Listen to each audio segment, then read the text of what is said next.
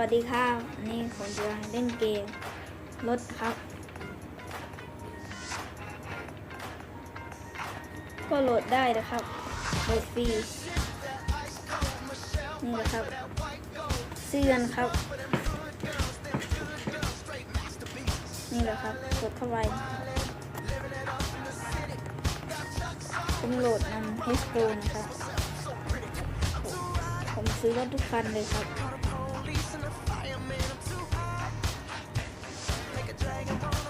ผมชอบที่สุดคือรถคันนี้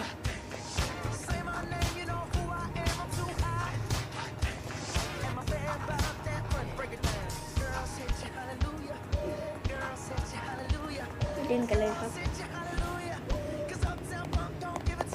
นี่คงแต่งมาแล้วครับ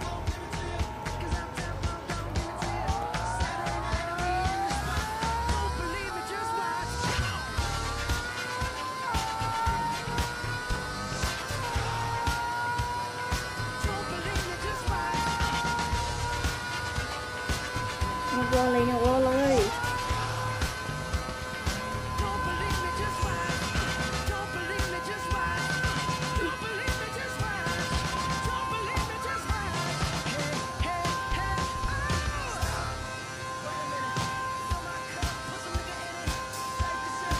รถข้างหน้า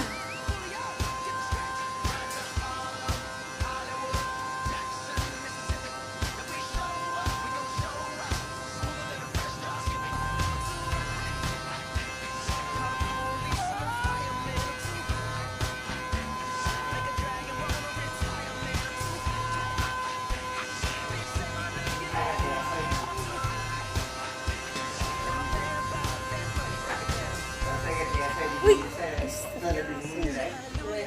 ครับเราจะเป็นรถคันใหม่นะครับเราเล่นเราจะเล่นอะไรดูครับ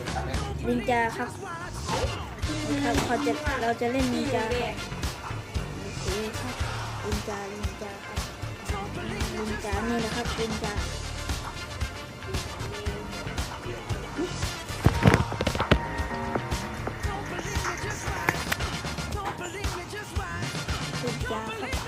เล่นครับ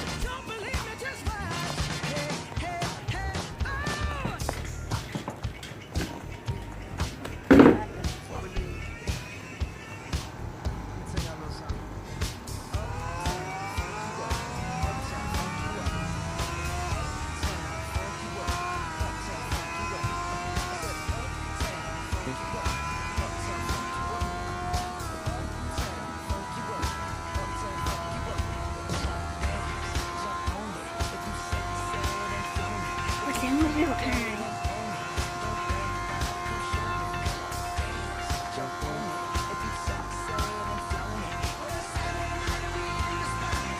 เร็วก็อยู่ที่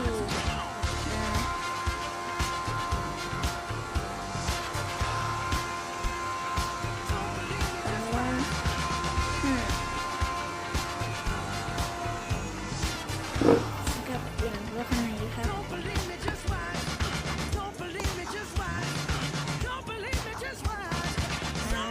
อันนี้เราจะเอารถที่เร็วที่สุดมาเรียนนะ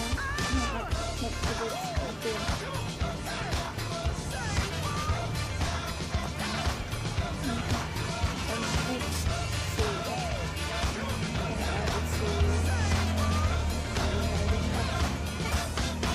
นะครับโอเคเอาไปเลยเที่ยวเว้ย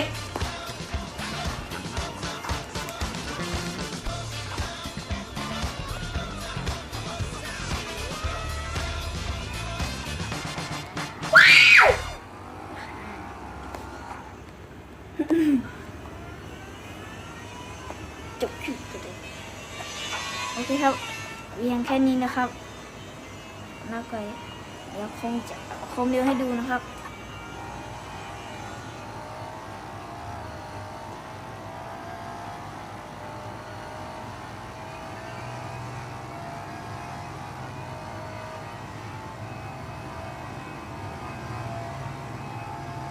300แล้วครับ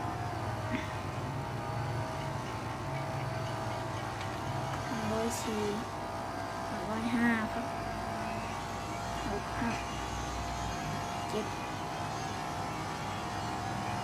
80ครับโอเค80